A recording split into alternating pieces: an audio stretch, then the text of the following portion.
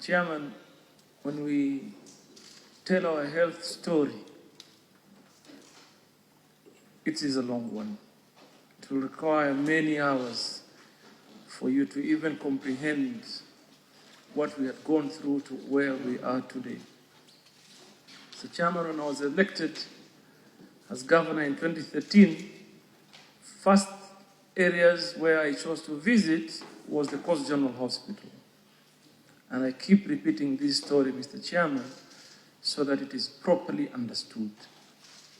As I walked into that hospital, I found a notice clipped on the wall that was written in Kiswahili. And these are the words: tafadhali enda tafuta matibabu kwingine, hapa hakuna dawa. That moment, Mr. Chairman, I learned that it is not only the privileged, it is not only that those that are doing well deserve good quality medical care or health care. So we made a deliberate effort and specific decisions to see how best we'll be able to totally transform healthcare in Mombasa, and by and large, that extends to the other coastal regions. So, Chairman, like I said, that is a very long story. It will require many hours for me to tell it. But now, when COVID came, when COVID-19 was announced, first of all, I was in America.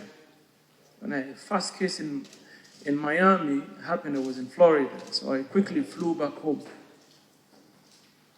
And because of the infrastructure that we had already started to put in place, the human resource capacity, because in Mombasa, we negotiated and put on our payroll every senior consultant that resides in Mombasa.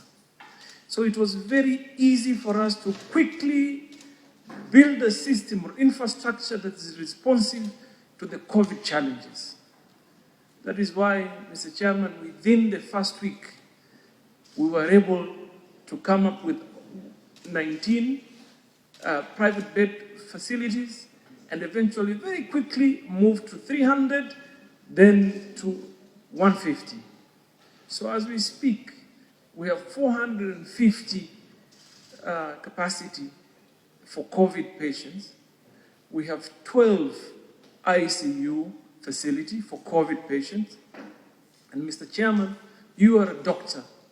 You know the success rate for severe care for COVID-19. We are at 10%. Those that have been put through ventilators, our success rate is at 10%. Globally, is roughly 2%. So we have men and women that have put their lives in the line to be able to work and save lives of many Kenyans. We do not discriminate. Whoever walks into our hospital is looked after. We don't ask you where you come from. When you cannot afford to pay the bill, we understand and we'll let you go. If I was to tell you, I have met people from many counties that have been treated in the Coast General Hospital. So I am saying this to the committee for one reason. For me, this was as a result of devolution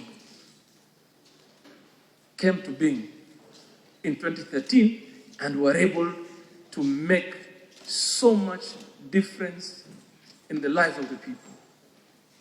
Now, Mr. Chairman, why I always happily appear before your committee?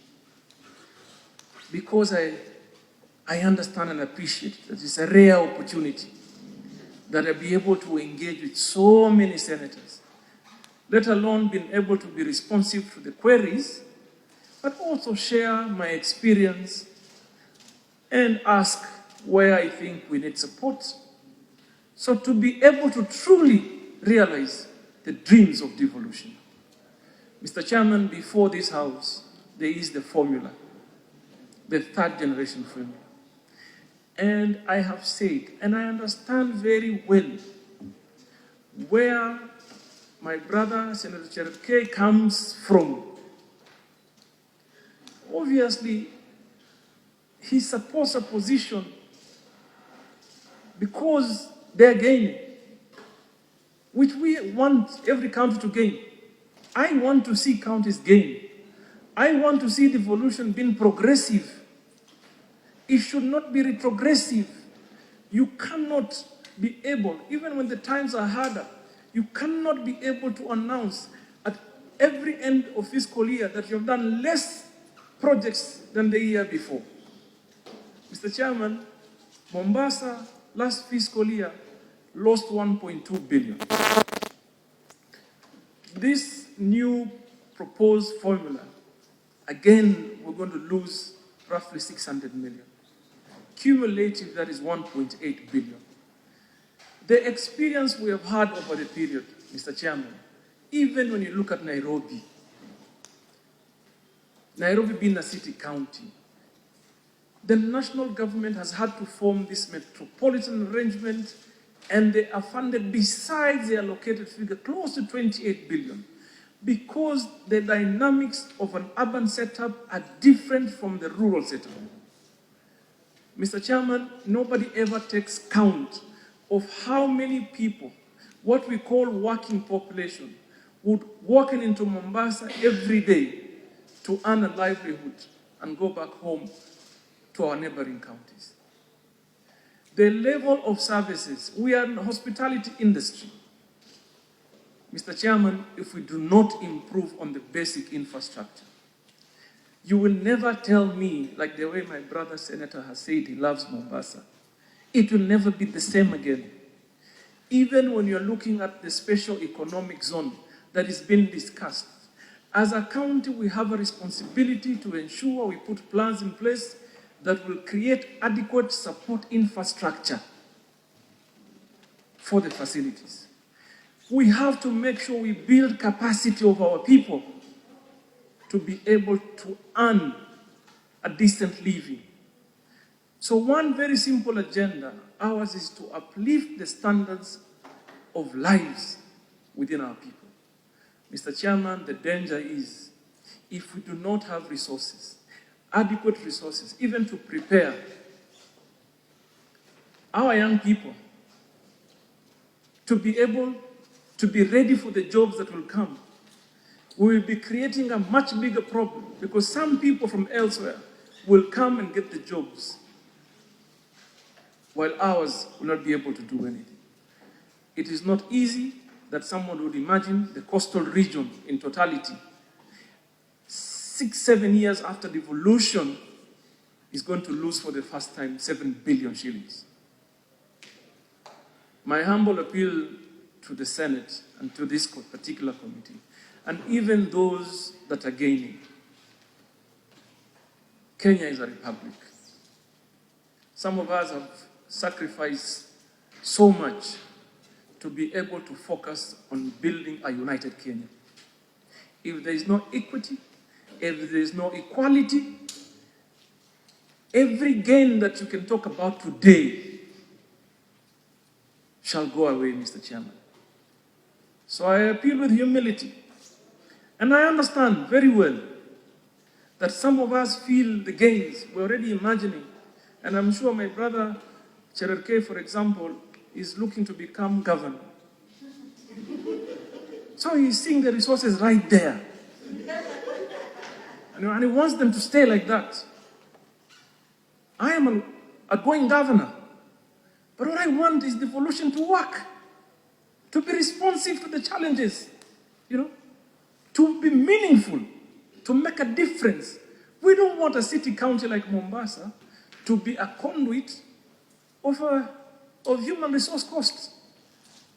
For example, Mr. Chairman, we got 600 million disbursement last financial year, last month, 550 went to pay salaries. We are dependent on the revenue collection locally for development. We have had challenges, SGR, COVID. We had started to progress really well. We moved from 1.2 billion collection, 2 billion, we had surpassed 3.5. But this year, I don't even think we're going to get to 3 billion. What does that mean for all of us? What are we going to be remembered for? Will the senators that are gaining be remembered nationally for only what they did for their counties? I don't think that should be the conversation. I think collectively, all of us must come together and have a meaningful discussion on how we can cushion everybody so that everyone, at the end of the day, can say they are part and parcel of this country and they're progressing. Mr. Chairman, I thank you for this opportunity, and I want to remind you, you had said earlier that during our first kidney transplant, you shall be in the theater. Please do come and invite some of your colleagues. We can be watching from the outside of the theater. So that even when you come to audit here, there's something that you have seen, what do you call it, with your own eyes. Asante, Chairman, and may God bless you and may God protect you from COVID and all other diseases. Asante. Thank you, Governor.